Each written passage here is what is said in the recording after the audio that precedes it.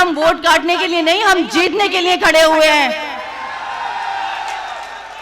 हमारा मकसद अगर अपनी आवाम को दुख देना होता तो शिफाउर रहमान आज जेल में ना होता। कैसे आप हमारी एग्जिस्टेंस पे और हमारी सोच पे सवाल उठा सकते, जबकि मेरा शौहर 5 साल से सिर्फ आप लोगों के लिए जेल में है।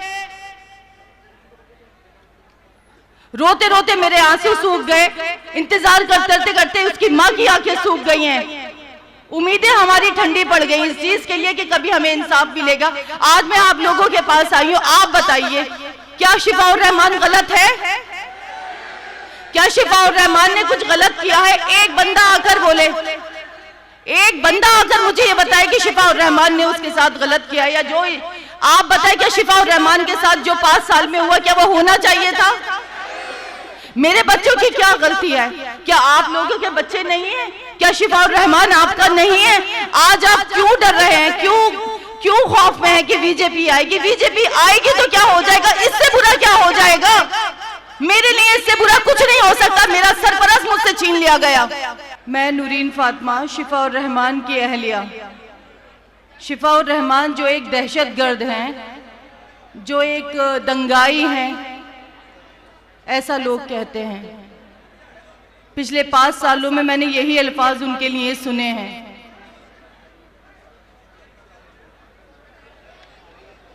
5 साल मैं सब्र करती रही इस बात का कि शायद मेरे साथ कुछ इंसाफ हो जाए। चक्कर लगाते रहे हम अदालतों के, एक के बाद एक डेट, एक के बाद एक डेट। एक फिल्म का डायलॉग था लेकिन वो हमारी जिंदगी की हकीकत बन गया।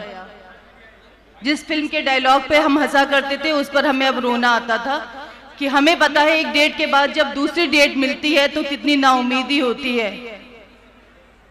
हर कोई हमसे ये सवाल कर रहा है कि हम क्यों खड़े हुए, मतलब आप कैसे करेंगी, आप क्या करेंगी, आपके मुद्दे क्या हैं, आपने क्या सोचा है, आपने क्या सोच के प्लान किया। सद्दू ने, वैसे साहब ने आपको कांटेक्ट किया या बैरिस्टर साहब से आपने कांटेक्ट किया? कैसे टिकट मिल गया? क्यों टिकट मिल गया? क्यों खड़े हो गए? क्यों नहीं खड़े हुए? शिफा भाई जेल में है, जेल से कब वापस आएंगे? क्या डेट से? या अल्लाह, इतने सवाल 5 साल में आप लोगों ने एक बार नहीं पूछा कि आपकी ईदें कैसे गुजरी, आपके रमजान कैसे गुजरे?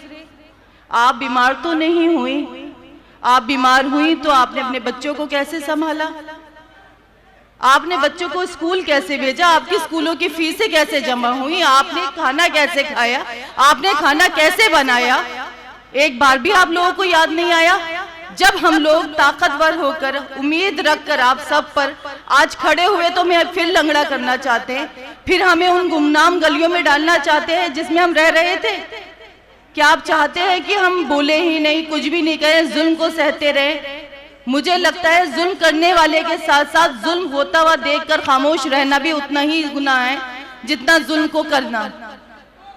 हर कोई ये पूछ रहा है कि हम इलेक्शन में क्यों खड़े हुए हैं। आप ये बताइए, ये मेरा बेटा है, अब से 5 साल पहले ये कितना बड़ा होगा? इसने किस किस तरह का खौफ और डर महसूस किया होगा इस चीज में कि कल को मैं जब बड़ा हूंगा, मैं कॉलेज में जाऊंगा तो मुझे क्या कहना होगा कि मेरा बाप दहशतगर्द था, दंगाई था।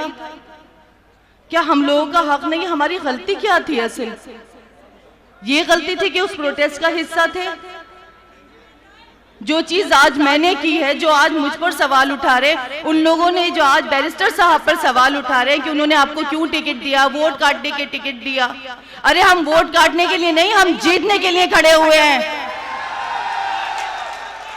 हमारा मकसद अगर अपनी आवाम को दुख देना होता तो शिफाउर रहमान आज जेल में ना होता। कैसे आप हमारी एग्जिस्टेंस पे और हमारी सोच पे सवाल उठा सकते, जबकि मेरा शौहर 5 साल से सिर्फ आप लोगों के लिए जेल में है। रोते रोते मेरे आंसू सूख गए, इंतजार करते करते उसकी माँ की आंखें सूख गई हैं। उम्मीदें हमारी ठंडी पड़ गई इस चीज के लिए कि कभी हमें इंसाफ मिलेगा। आज मैं आप लोगों के पास आई हूं, आप बताइए क्या शिफाउर रहमान गलत है?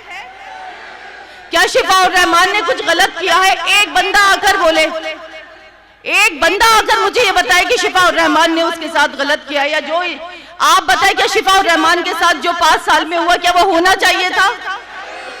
मेरे बच्चों की क्या गलती है? क्या आप लोगों के बच्चे नहीं हैं? क्या शिफाउर रहमान आपका नहीं है? आज आप क्यों डर रहे हैं? क्यों खौफ में है कि बीजेपी आएगी? बीजेपी आएगी तो क्या हो जाएगा? इससे बुरा क्या हो जाएगा? मेरे लिए इससे बुरा कुछ नहीं हो सकता। मेरा सरपरस्त मुझसे छीन लिया गया क्योंकि आप तक ये आग नहीं पहुंची है, तो इसलिए आप सवाल खड़े कर सकते हैं। मेरे सवाल तो खत्म हो चुके हैं क्योंकि मैं तो 5 साल से सवाल कर रही हूं, लेकिन जवाब ही नहीं मिल रहा। तो आप भी अगर मेरे साथ मिलके मेरे इन सवालों में शामिल होंगे तो शायद जवाब आए और आप भी कटघरे में खड़े होने से बच जाएं। आज मैं अपने बच्चे को अपने साथ सिर्फ इसीलिए लाई हूं कि मैं तो सब्र कर सकती हूं, लेकिन बच्चों की सब्र अब नहीं, मुझसे दुख नहीं देखा जाता। ठीक है, आप खुद सोचिए, आपके भी बहन भाई होंगे, आपके भी बच्चे होंगे, भतीजा भतीजी होंगे, भांजा भांजी होंगे। आप ये बताइए इन बच्चों की क्या गलती थी? हम तो बड़े हैं, सब्र कर लेते हैं, लेकिन बच्चे तो मासूम होते हैं, उनको बहलाना बहुत मुश्किल होता है। मेरा एक बेटा इससे भी छोटा है, आज मैं उसको बुखार की हालत में छोड़कर आपके पास यहाँ वोट अपील कर रही हूँ। उसके बावजूद भी हर कोई मुझे कठेरे में खड़ा करता है कि आप क्या कर लेंगी। अरे मैं वो कर लूंगी जो आपका पिछला एमएलए नहीं कर सका।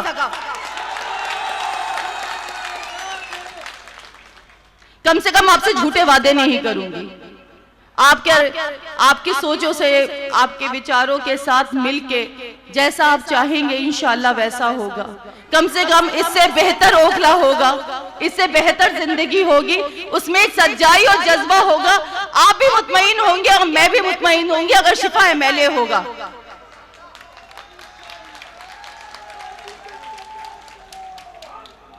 आप ये सोचिए कि अभी शिफाउर रहमान को सिर्फ हमने उम्मीदवार बनाया है तो बड़े बड़े दिग्गज नेता यहाँ आने लगे, क्योंकि हम लोगों ने उनको इतना इजी टू मूव कर लिया था। वो हमें टेकन फॉर ग्रांटेड लेते थे कि ये तो ओखला की आवाम है, इनको बस पंजाब झाड़ू पता है, कुछ पता ही नहीं है। बीजेपी से तो उन्होंने हमें डरा ही रखा है। बीजेपी, झाड़ू और पंजे के, ये सब एक कैटेगरी में है मेरे लिए, एक कैटेगरी में। तो बीजेपी और झंडे के, बीजेपी और पंजे के अलावा जब कुछ आया, वो सॉरी झाड़ू के अलावा, तो देखिए लोगों में हलचल मची, बड़े बड़े दिग्गज नेता आने लगे कैंपेनिंग के लिए, नहीं तो फ्री में हो जाते थे इलेक्शंस। तो जब शिफाउर रहमान एमएलए बन जाएगा ना, आज ओखला की जो सीट है वो हॉट सीट बन चुकी है। किसकी वजह से? शिफाउर रहमान के खड़े होने की वजह से। मुस्तफाबाद के भी सब जगह चर्चे हैं, किसकी वजह से? ताहिर भाई की वजह से। तो आप ये सोचिए, जब आज उम्मीदवार बनने के बाद ये चर्चे हम लाइमलाइट में आ चुके हैं, तो कल इंशाल्लाह जब हम एमएलए बन जाएंगे हमारे शौहर ताहिर भाई, तो आप ये सोचिए इस ओखला का क्या निजाम होगा। लोगों की नजर रहेंगी कि यहाँ का मुसलमान बेवकूफ नहीं है, यहाँ का मुसलमान छोटी छोटी टॉफियों से बहकने वाला नहीं है, वो जज्बात को समझता है, वो इंसान है, कोई भेड़ बकरी नहीं है कि जिधर जला दो उधर चढ़ जाए। उसके जज्बात है, वो आपकी तरह बुज़दिल नहीं है, वो दूसरों के एहसास से नहीं खेलता। मुझे अपनी आवाम से, अपने ओखला के अपने सारे बहन भाइयों से ये उम्मीद है कि इंशाल्लाह वो मेरी परेशानी को बिना बोले समझेंगे। मैंने अब बहुत बोल लिया, मैं आप लोगों से प्लीज दरख्वास्त करती हूँ, मेरे शौहर शिफाउर रहमान के लिए वोट कीजिए और इतना वोट कीजिए कि अल्लाह ताला उन्हें बहुत अच्छी वाली कामयाबी अता फरमाए। मेरे लिए नहीं तो मेरे बच्चों के लिए प्लीज वोट कीजिए। जज़ाकल्लाहु खैर।